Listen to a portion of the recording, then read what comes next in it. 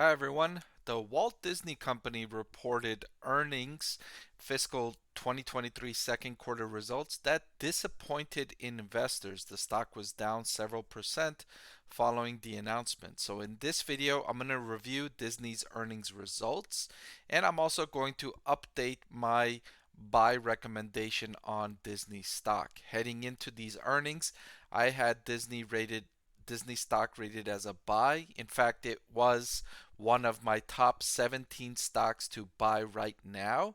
So I'm going to update that recommendation in this video. So you're going to want to stay tuned to know if there's any change. So let's begin.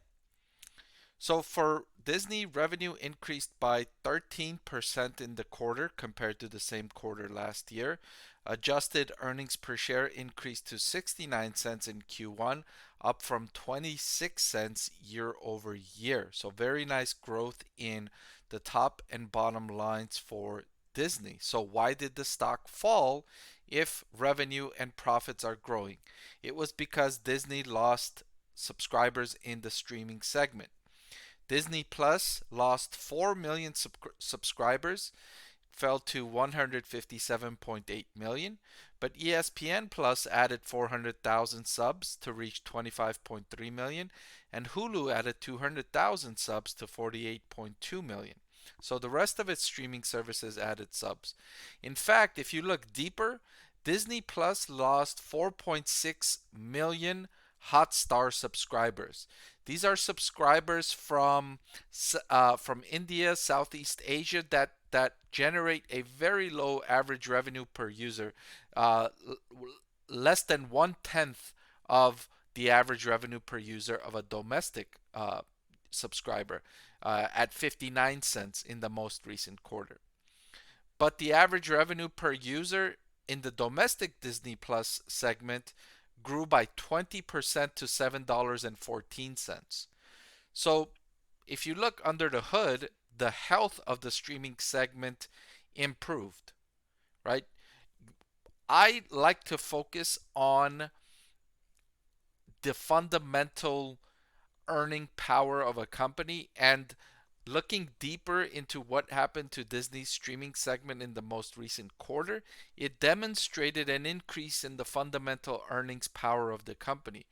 Disney raised prices on Disney Plus subscribers in most parts of the world, and they only lost members really for the most part in international segments, right? Those that were paying very low to begin with. That's why you saw average revenue per user increase by 20% to $7.14. In fact, management was so pleased with their pricing power that they announced they're going to institute another price increase on Disney Plus later this year. So that's good news for Disney stock investors. In fact, that's good news for streaming investors overall. And that's partly why I've been bullish about streaming stocks. In fact, I have Netflix stock recommended as a buy also, because competition in the industry is dramatically slowing down, right? I follow several of these streaming companies, and they've all announced a package of price increases and cost cuts, lower content budgets, lower advertising budgets, all of which will boost profitability and make it more investor friendly.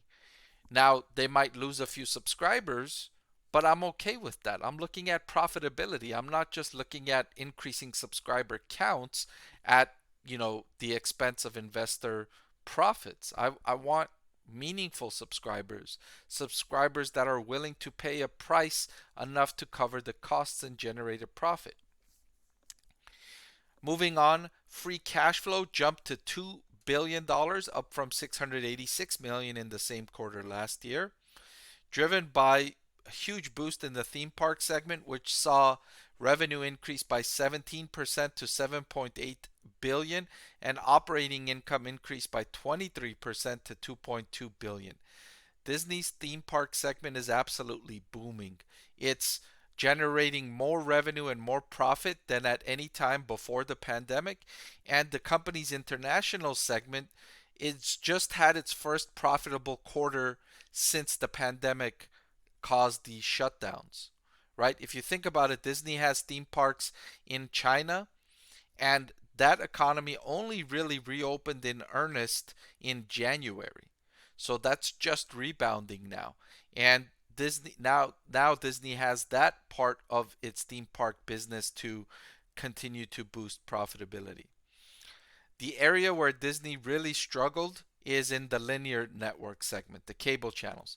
That segment saw revenue decline by 7% to 6.6 billion and operating income fell by 35% to 1.8 billion. This has been no secret, right? The trend of people canceling their cable subscription, moving to streaming services instead, and I suspect this will continue. So this is going to be a continued headwind for Disney stock. This part of its business is likely to continue to decline, but thankfully, Disney is capturing a lot of these people that are canceling cable. Disney is capturing them on the streaming side. Speaking of the streaming business, Disney's direct to consumer segment saw revenue increase by 12% to 5.5 billion and operating losses improved by 26% to 659 million.